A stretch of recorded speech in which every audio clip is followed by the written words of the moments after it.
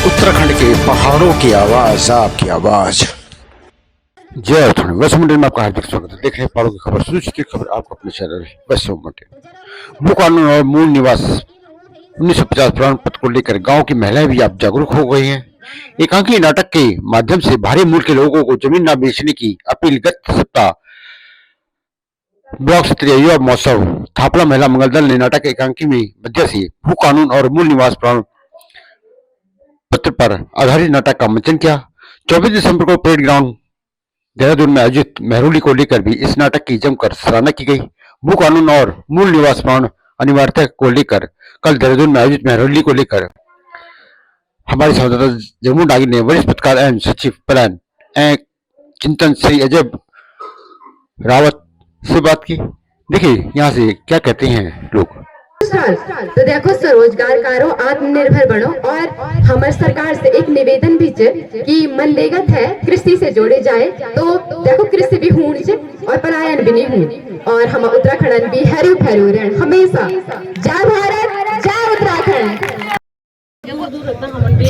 अभी सब ये तुमका खूब लग रहा है। देख ना, ये दर्दा मैं कुछ नहीं पाचू। ये मैं दुकान खोला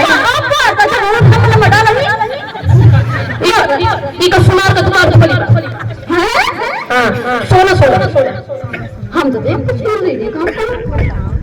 अच्छा और बहुत देख ले आपने में देखा तो मैं देखा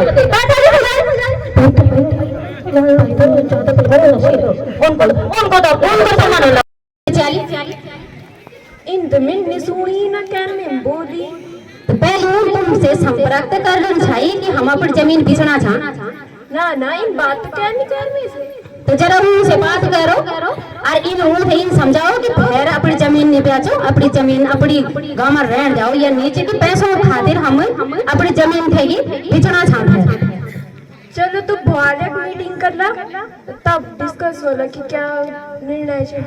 ठीक है प्रधान जी बोले धात मारे दिन गोमा के बोल मतलब मीटिंग से गोमा सब लोग इकट्ठा हो जाए। भाइयों या बहनों से ये निवेदन करूँ छो कि अपनी जमीन थे भैर नहीं बेचो और दुई शब्द गाना चाहिए मां। जाग जावा उत्तराखंड जाग जावा उत्तराखंड जाग जावा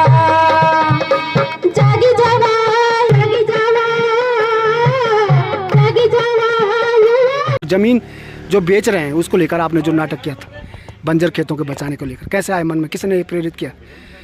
हमें ये नाटक प्रेरित करने के लिए प्रधान जी ने बोला। और हमारे मार्केट में भी मतलब बाहर से बहुत लोग जो बाहर यहाँ से भी ज़मीनें बेच रहे हैं, तो उन्होंने हमें प्रेरित किया कि अगर हम अपने ब्लॉक स्तर में हम ये नाटक दर्शाएंगे तो क्या पता आगे चल के बाहर सभी समझ जाएंगे कि भू कानून का विरोध अभी मतलब सरकार ने लागू भी नहीं किया है ना यहाँ भू कानून उत्तराखंड नहीं हुआ अभी। हाँ अभी नहीं हुआ है, 2 साल से चल रहा है। लेकिन अब एक समिति भी गठन हो गया और कहीं ना कहीं आपका जो नाटक है काफ़ी लोगों ने उसको देखा है और वो नाटक जो है प्रदेश स्तर में जाना चाहिए था। लेकिन वो जहाँ पे आपके निर्णायक मंडल के लोग थे, हो सकता है कि उनको ये नाटक, क्योंकि वो जो जज लोग थे वो बाहर के थे और जो आपने नाटक किया था वो बहुत बेहतरीन नाटक था। क्योंकि आज की स्थिति में सारी ज़मीन हमारे बाहर के लोग ले रहे हैं औने दानों में, और एक दिन हम लोगों को ही खुद अपनी ज़मीन हमारा अस्तित्व ख़त्म हो जाएगा। अगर हम इस प्रकार अपनी जो पुरखों की ज़मीन अगर बेचेंगे तो क्या कैसा आया मन में? आपने रोल भी किया था बाहरी लोगों का, आपने जो हमारे पूर्वी प्रदेश हैं, उत्तर प्रदेश के लोग यहाँ आते हैं, नेपाली लोग, उनका रोल भी किया था। तो कैसा आया ये मन में कि इस प्रकार एक संदेश देना है गांव की महिला कि तुम ये नाटक करो और ये कि आने वाली पीढ़ी के लिए यहाँ फिर कुछ नहीं बचेगा। अगर बाहर के लोग यहाँ बस जाएंगे तो हमें उनके बारे में भी सोचना है और बस इसीलिए हमने यह नाटक दर्शाया था अपने ब्लॉग में। आपका नाम क्या है? अंकिता कुकरेती। नमस्कार, मैं जगमोहन डांगी, ग्रामीण पत्रकार, सामाजिक कार्यकर्ता।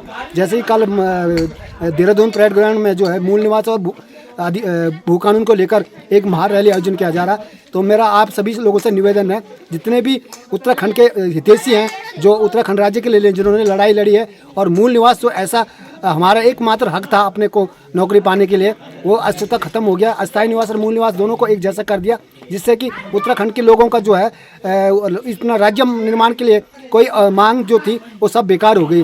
तो मेरा सभी से निवेदन है कि कल जो है परेड ग्राउंड में मूल निवास और भू कानून के लेकर जो रैली है उसको कोई मकसद नहीं रह गया, कोई लाभ नहीं हुआ।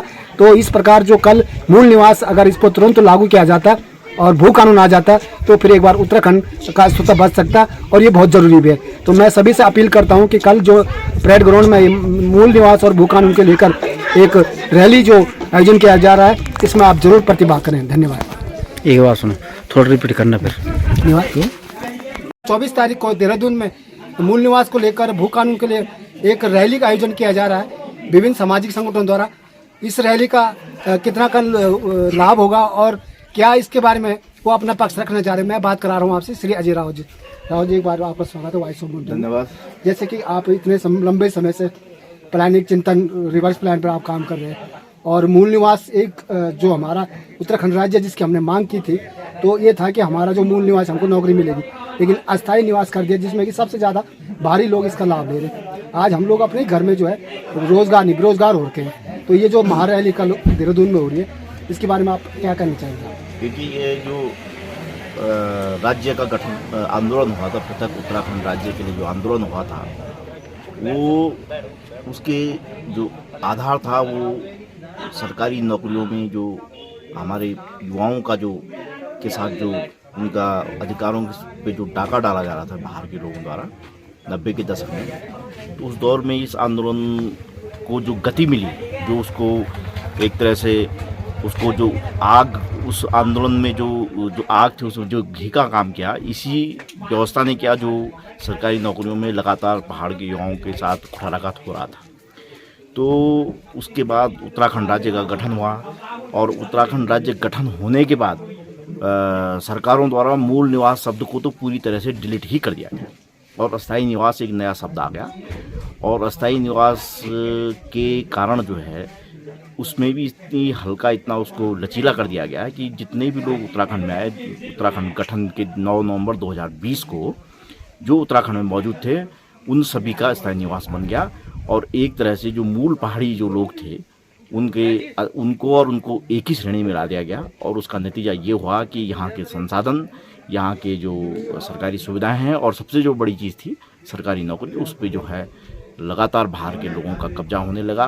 वो ये किसी बाहरी लोगों से बेमनसा का कोई एक सवाल नहीं है। यह सवाल ये है कि हम जिस तरह से सौतेलेपन का शिकार थे अविभाजित उत्तर प्रदेश में, और जब हमें उसी व्यवस्था के अंदर रहना था तो इस राज्य के गठन का जो मकसद है उसकी कोई आवश्यकता थी नहीं। तो इसलिए कल की जो रैली है इससे सरकार को एक थोड़ा सा मैं समझता हूँ कि संदेश मिलना चाहिए जनता की तरफ से कि मूल निवासियों के अधिकारों का कहीं ना कहीं उनका संरक्षण हमें उनको प्रायोरिटी, उनको प्राथमिकता देनी ही होगी। जिस प्रकार हमारे लोग गायक नरेंद्र सिंह नेगी ने इस पर एक पहल की है और आज सोशल मीडिया में काफ़ी उनके जो वीडियो को वायरल कर रहे हैं, कहीं ना कहीं इस आंदोलन को, इस रैली को एक बड़ा बल मिला है। बिल्कुल निश्चित रूप से मिला है, क्योंकि ये मांग बड़े लंबे समय से चल रही थी और बड़े अनेक संगठन और अनेक युवा जो इस क्षेत्र में इस मांग के लिए आंदोलनरत थे, आक्रोशित थे, वो लगातार कोशिश कर रहे थे। लेकिन जब से जो है कि गढ़ रत्न जिनको हम कहते हैं, लोक गायक नरेंद्र सिंह नेगी गीतकार जो हैं, उन्होंने जब से आह्वान किया तो इस जो कल 24 दिसंबर की जो रैली है उसको बहुत बड़ा बूस्ट मिला और पूरे देश भर में। और मैं समझता हूँ सरकार जितने भी दबाव में आई है, ये इस दबाव में बहुत बड़ा हाथ जो है नरेंद्र सिंह नेगी, क्योंकि आप जानते हैं कि 2005-06 के आसपास उन्होंने एनडी तिवारी को भी काफ़ी एक गीत से काफ़ी परेशान किया था। तो नरेंद्र सिंह नेगी और इसके अलावा अन्य कई सांस्कृतिक और लोक गायक, लोक कवि इस मुहिम से जुड़े हैं। तो मैं समझता हूँ अच्छा एक नई शुरुआत हुई है और मूल निवासियों की और मूल पहाड़ियों के जो अधिकार हैं उनके लिए जो अब अलग जगह है, सरकार को एक न एक दिन इस बार एक ठोस और प्रभावी फैसला लेना ही पड़ेगा। महारैली से पहले सरकार ने एक समिति भी गठन कर दी भू कानून को लेकर। समितियां और आयोग और इस तरह की जो चीज़ें होती हैं, इनका हस्र हम बहुत लंबे समय से देखते आ रहे हैं। किसी भी चीज़ को लिंग अराउंड करना हो, उसको थोड़ा सा लटकाना हो या थोड़ा सा, मैं समझूंगा कि उस रैली की जो इंटेंसिटी है, उसकी जो तीव्रता है, उसको कम करने के लिए हो सकता है इस तरह का गठन किया गया हो। लेकिन सरकार को और गंभीर प्रयास करने होंगे ठीक है, उन्होंने प्रयास किए हैं, तो लेकिन इस प्रयासों में और गंभीरता लानी होगी और पूरे जो पहाड़ी जनमानस है, 80% जो हमारा पहाड़ी जनमानस है, उसकी भावनाओं का भी पूरा ख्याल जो है इस सरकार को रखना होगा। या जो भी सरकारें हैं, इसमें कोई ये सरकार नहीं, पिछले 20 वर्षों में जितने भी सरकारें आई, सबका एक जैसा रुख इस संबंध में रहा है। आप तो गांव में निवास करते हैं, जैसे आपने देखा कि पहाड़ में हमारी माताएं जो है कामकाज से बहुत व्यस्त रहते हैं, उनको ये पता नहीं कि भू कानून क्या है, मूल निवास क्या है। लेकिन अब हमारी ग्रामीण महिला भी सचेत हो गई है, अभी वो नाटक भी कर रही है कि भाई भू कानून आना चाहिए। और जैसे यहाँ पे बाहर के लोग आ रहे हैं, जमीन ले रहे हैं अनुदानों में, उसके बाद solar plant, energy plant, solar plant तमाम कार्य कर रहे हैं, तो कहीं ना कहीं ये जो महिलाएं हमारे है इसके प्रति जागरूक भी होने लग गई। निश्चित रूप से, क्योंकि कुछ हमारी भी कमियां भी, हम भी जो है 500 नाली ज़मीन छोड़कर 5 विश्व में कैद होने के लिए नीचे हमारे अभी एक टेंडेंसी, एक हमारी प्रवृत्ति बन गई है। किंतु इसके अलावा जो आपने ठीक कहा कि जो सोलर प्लांट या इस तरह की जो चीज़ें हो रही हैं, मैं समझता हूँ अभी तो सोलर प्लांट के रूप में ये कार्य ज़मीनें सोलर एनर्जी के लिए ले रहे हैं, लेकिन अंततोगत ये ज़मीनें जो हैं किसी और काम में यूज़ होंगी। 5-10 साल बाद तो ये प्लांट हट जाएंगे और धीरे धीरे जो स्वामित्व, भूमि का स्वामित्व है, वो जो लोग आए हैं उनके पास चला जाएगा और फिर उसके बाद इस पहाड़ की ज़मीनें धीरे धीरे खुर्द-बुर्द होना शुरू हो जाएंगी। तो ये बहुत बड़ा अलार्मिंग है इस समय हमारे लिए, और हम यदि महिला और सभी लोग समझ रहे हैं तो बहुत अच्छी बात है। एक जैसे पहाड़ से लोग छोड़ के गाँव चले गए, बाहर चले गए शहरों में, लेकिन कोविड ने उनको थोड़ा सचेत भी कर दिया अपनी मातृभूमि के प्रति। और थोड़ा सा जिस प्रकार एक बार फिर कोविड की लहर की सोचे, तो कहीं ना कहीं पुराने जो लोग गांव छोड़ के लोग अपनी ज़मीन ढूंढने लग गए। हाँ, मैं समझता हूँ कि कोविड की दूसरी लहर आ रही है और पिछली लहर के बाद कुछ लोग डरे थे, लेकिन उसके 1 वर्ष बाद फिर भूल गए थे। और मैं सुनने में आ रहा है कि दूसरी कोई लहर आने वाली है। यदि ये लहर इस तरह का जागरूक करती है, इस तरह से एक भय पैदा करती है हमारे उन लोगों के बीच जो यहाँ को छोड़ के चले गए हैं, तो ये एक सुखद घटना होगी। और मैं समझता हूँ सब कल की रैली के बाद सरकार और से कोई ना कोई एक बेहतर, या इसमें ये पूर्वी सरकारों से हटकर कोई ठोस फैसला पुष्कर सिंह धामी इसमें लेंगे, ये उम्मीद करता हूँ। धन्यवाद। ये थे मेरे साथ अजय राव जी, वरिष्ठ पत्रकार हैं, चिंतक हैं, निरंतर सोशल मीडिया के माध्यम से और अपनी लेखनी के माध्यम से सरकार को समय समय पर सुझाव आमंत्रित करते रहते हैं।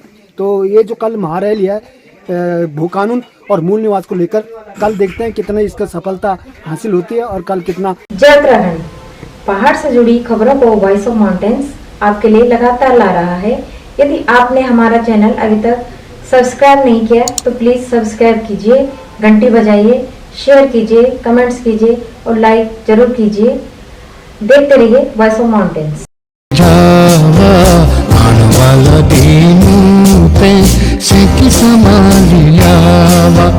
ए जावा